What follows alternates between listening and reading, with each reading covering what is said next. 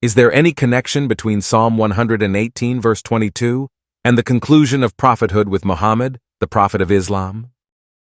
Allah's messenger said, "My similitude in comparison with the other prophets before me is that of a man who has built a house nicely and beautifully, except for a place of one brick in a corner. The people go about it and wonder at its beauty, but say, 'Would that this brick be put in its place?' So I am that brick, and I am the last of the prophets." It is believed the above hadith has connection with Psalm 118, verse 22. How is this argument explained from an Islamic perspective? The hadith you've mentioned, where the Prophet Muhammad likens his role to that of a final brick completing the edifice of prophethood, is a significant illustration in Islamic teachings, emphasizing his position as the last prophet in a long line of messengers sent by Allah, God, to guide humanity. This hadith is often cited to highlight the completion of prophetic revelation with Muhammad, affirming the belief in Islam that he is the seal of the prophets, Khatam, an-Nabiyyin. The connection between this hadith and Psalm 118, verse 22 from the Bible, which reads, "The stone which the builders refused is become the headstone of the corner," is seen in the thematic similarity of both references, with the latter often interpreted by scholars as a prophecy about Messiah.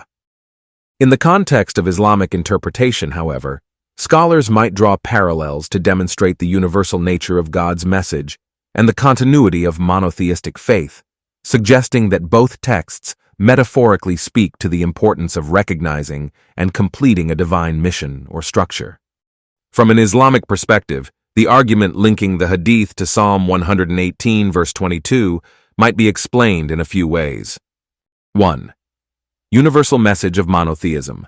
Both texts can be seen as emphasizing the culmination of a divine plan or revelation. In Islam, the prophets are understood to have come with a consistent message of monotheism and submission to the will of God, with Muhammad completing this message.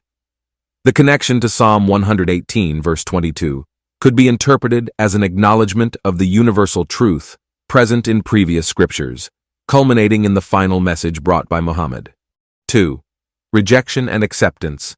Psalm 118, verse 22, speaks of a stone rejected by builders that ultimately becomes the cornerstone, which can metaphorically represent the initial rejection and eventual acceptance of a prophet's message. In Islamic thought, this can parallel the experience of Muhammad, and by extension, the message of Islam, which faced rejection but ultimately established a lasting religious and civilizational foundation. 3. Interfaith dialogue.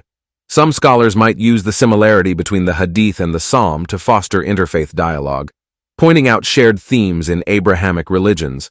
This approach emphasizes commonalities in the essence of the messages brought by prophets across these faith traditions. 4.